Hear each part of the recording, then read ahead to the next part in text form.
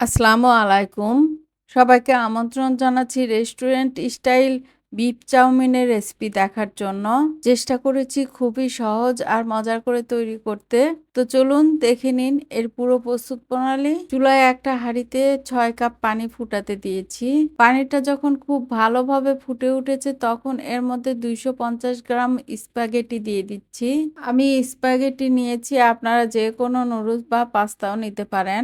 এর মধ্যে দিয়ে দিচ্ছি ১ চা চামচ লবণ।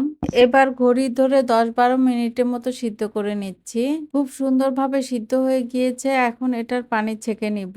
আমি পাস্তাগুলো এখনই রান্না করব, এজন্য এর মধ্যে কোনো তেল দিইনি। আপনারা যদি পরে রান্না করতে চান তাহলে সিদ্ধর পরে এর মধ্যে ১ চা চামচ তেল মিশিয়ে রাখবেন। এখানে প্রায় হাফ কাপের মতো গরুর মাংস পাতলা করে কেটে ধুয়ে নিয়েছি। এখন মাংসগুলো কিছু মসলা দিয়ে মাখিয়ে নিব।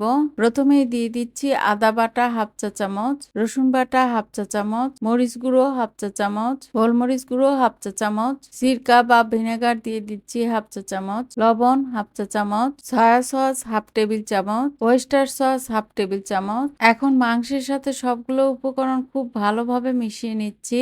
এই অবস্থায় আপনারা কিছুক্ষণের জন্য এটা রেস্টে রেখে দিতে পারেন, তবে আমি আজকে এখনই রান্না করব।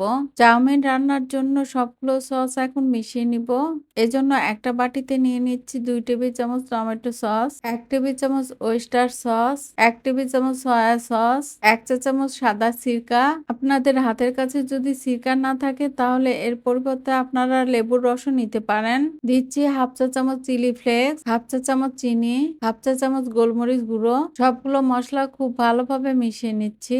এখন চলে যাব মূল রান্নায়। চুলায় একটা প্যান গরম করে এর মধ্যে দিয়ে দিচ্ছি ২ টেবিল চামচ তেল। তেলটা একটু গরম হয়ে আসলে এর মধ্যে দিয়ে দিলাম ১ টেবিল চামচ রসুন কুচি। এখন রসুনগুলো হালকা করে একটু ভেজে নিচ্ছি। রসুনগুলো যখন হালকা ব্রাউন হয়ে এসেছে তখন এর মধ্যে আগে থেকে মশলা মাখিয়ে রাখা মাংসগুলো দিয়ে দিচ্ছি। একটু নেড়ে ঢেকে দিচ্ছি, অপেক্ষা করব মাংসগুলো সিদ্ধ হওয়া পর্যন্ত। মাংসগুলো পাতলা করে কেটেছি আর এর থেকে অনেকটা পানি বের হবে, এটাতে মাংসগুলো সিদ্ধ হয়ে যাবে। আমি চেক করে দেখেছি মাংসগুলো খুব ভালোভাবে সিদ্ধ হয়ে গিয়েছে। এখন এর মধ্যে সবজি অ্যাড করব। দিচ্ছি 1/4 কাপ পেঁয়াজ কুচি, গাজর কুচি দিচ্ছি প্রায় 1/4 কাপ, সবুজ ক্যাপসিকাম 1টি, লাল ক্যাপসিকাম 1টি, কাঁচামরিচ 2টি ফালি করে নিয়েছি। আপনারা যদি ঝাল কম খেতে চান তাহলে মরিচগুলো বাদ দিতে পারেন। এখন সব সবজিগুলো মাংসের সাথে মিশিয়ে নিচ্ছি। এবার এর মধ্যে দিয়ে দিচ্ছি সিদ্ধ করে রাখা স্প্যাগেটি। খুব ভালো করে নেড়ে মিশিয়ে নিচ্ছি। এবার এর মধ্যে দিয়ে দিচ্ছি আগে থেকে রেডি করে রাখা সসগুলো।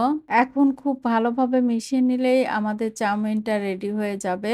বিফ চাউমিনটা একদম রেডি। এখন আমি গরম গরম পরিবেশন করে নিব। আশা করি আমার আজকের রেসিপিটি আপনাদের কাছে অনেক ভালো লেগেছে। ভালো লেগে থাকলে অবশ্যই একটা লাইক দিবেন। সবাই ভালো থাকবেন। আজ এই পর্যন্তই। আল্লাহ হাফেজ।